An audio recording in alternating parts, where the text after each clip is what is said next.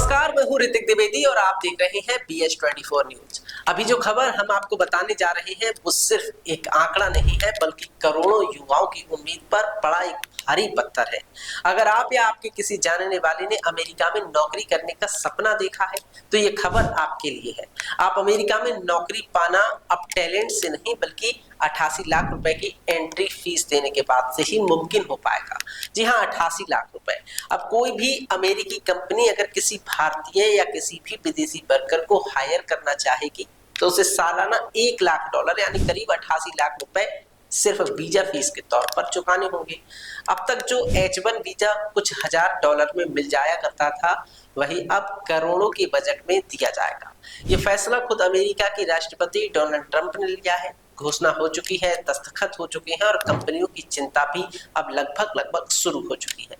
H1B visa क्या होता है, संक्षेप में समझिए। ये एक ऐसा वीजा है जिसके दम पर भारतीय engineer, IT experts, doctor, researcher हर साल बड़ी तादाद में अमेरिका की बड़ी कंपनियों में काम करते रहते हैं। हर साल अमेरिका में करीब 85,000 H1B वीजा जारी होते हैं जिसमें से 70% अकेले भारतीयों को मिलते हैं। यानी भारत इस वीजा सिस्टम का सबसे बड़ा लाभार्थी रहा है। लेकिन अब खेल बदल चुका है।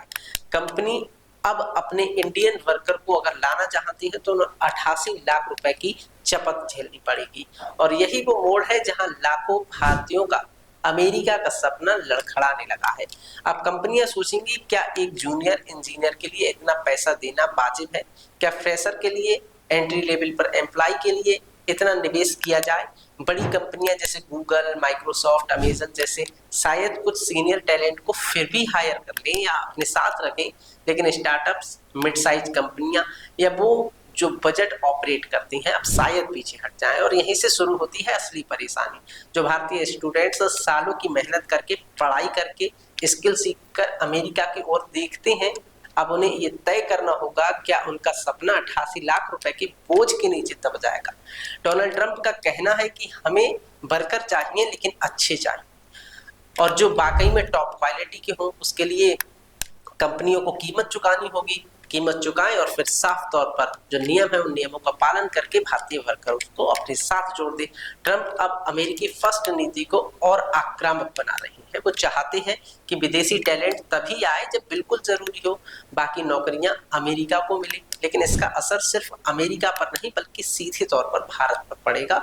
जो कंपनियां अभी तक सिर्फ भारतीय वर्कर्स को कम लागत पे हायर करके मुनाफा कमा रही थी, अब वो सोचेंगी क्या यही एक टैलेंट पूल से काम चलाया जाए, मतलब कि अमेरिका के लोगों से ही काम कराकर अपनी कंपनियों की जो दिशा और दशा है उसको आगे बढ़ाया जाए।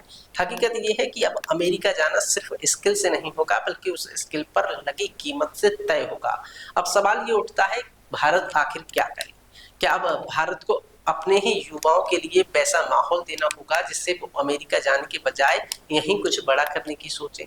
क्या भारत अब खुद को ग्लोबल टैलेंट का हब बना सकता है? क्या अब हमें अपने स्टार्टअप्स, अपने इंडस्ट्री को इतना मजबूत करना होगा कि हमारा टैलेंट देश छोड़ने की मजबूरी में न जाए? और सबसे बड़ा सवाल, क्या अमेरिका सच में सिर्फ टैलेंट के पीछे है या अब वहां बाहरियों के लिए दरवाजे बंद करने की तैयारी है? सोचिए, समझिए, क्योंकि ये सिर्फ वीजा नहीं बल्कि भारत के टॉप टैलेंट का टेस्ट है। मैं हूं ऋतिक द्विवेदी, आप देख रहे हैं BH24 न्यूज, जहां हम सिर्फ खबर नहीं उसका सच भी दिखाते हैं। फिर मिलेंगे एक और जरूरी सवाल के साथ। नमस्कार।